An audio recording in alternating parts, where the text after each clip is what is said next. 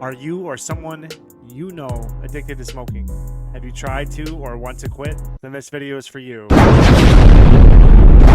So, I smoked cigs for like 10 to 12 years, and I tried to quit like 20 times.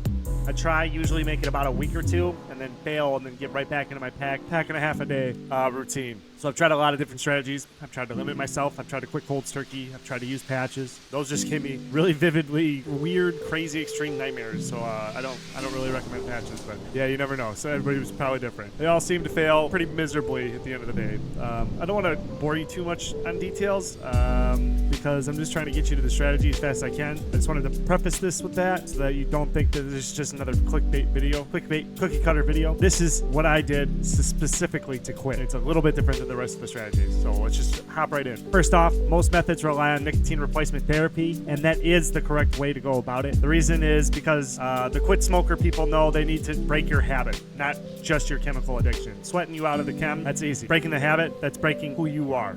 It's a psychological bond that runs deep into your being, because you are your habits. So you need to break yourself to make this work, in a sense. That's a good way to think about it. Anyway, so nicotine replacement therapy, great. How is what I'm talking about different then? Well, I ended up using that strategy to go into gum, and I ended up really liking it a lot more than cigarettes because I was getting the nicotine high all day, and I never had to go outside ever again. So all I had to do was put the piece of gum in, park it on my gum, and then like slap it, and then I can get a huge kick of nicotine just so I could like boost myself up. And that was walking a line between better and a lot worse. So we got to do something about that. So I'm not smoking cigarettes anymore, but now I'm just even more addicted to nicotine. Cool, but that's not quitting. And I'm getting there. You just got to hang on a little bit longer. So the next part of this story is that I had to get off gum because, the issue, but then really my girlfriend was really pressuring me because she was pretty aware of the changes it was making to my character.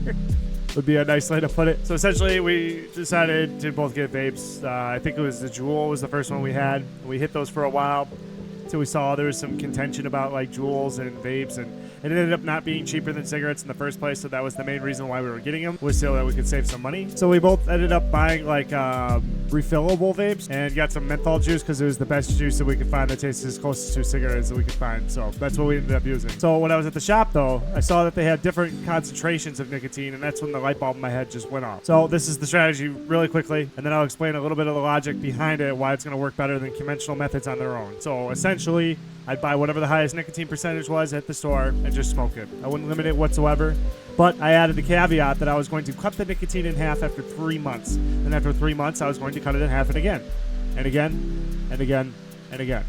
I got to mixing bottles because they didn't sell 1.5%, but they did sell 0 and 3%, so I could mix them together to make 1.5.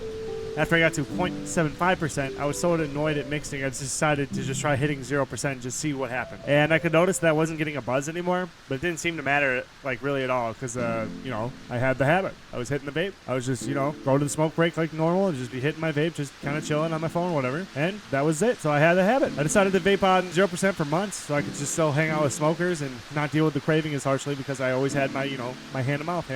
I did that for about a year. My vape was kind of shitty. I didn't drop more than, I think I dropped like $60 on it, and it was a pain in the ass to refill all the time, and kept leaking all over my lips, and it would burn me constantly. I didn't know anything about coils, and I had to try to change those, and it would just piss me off. And then I'd lose it all the time, which would drive me insane. So, etc., stuff like that. Then one time I just remember I was dropping it, and it broke. The screen was still on, so I tried to take a rip, but nothing would come out. And then I was just so pissed, I decided, you know what? I'm done. I'm done with this thing forever. I'm done vaping. Fuck vaping. Vaping's stupid. But I was done. I was finally done. And I still am to this day.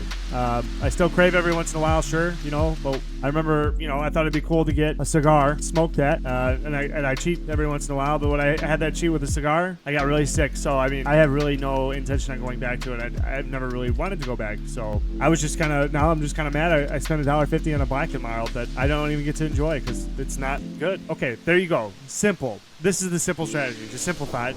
Get off smoking by doing whatever nicotine replacement that you like for a few months. Then get off that by switching into vaping and implement my time strat. Cut it in half every 3 months or anything like that. It doesn't have to be 0.5%. You can cut it down by 10% every 3 months. Eventually, if you just make a cut and then just stick with that plan, as long as you stick to the plan, every 3 months you just reduce it by some amount, then it will go away, okay? Here's the accidental genius of the plan, okay? So there would be days I didn't want to vape anymore because I hated it, or I'd lose my vape for days at a time. But because I was doing something else before it, for months, that was my first inclination to go back to. Like after I lost the vape, I'd be like, oh crap, where's my gum? I need some nicotine, not the cigarette. So falling off the wagon for me was to start chewing gum and not to smoke. The habit I formed while chewing gum became another layer in between me and falling off the wagon back into cigarettes. So it was just multi-layered protection. Anyways, not to just ramble on and on. That's what I do. That's it.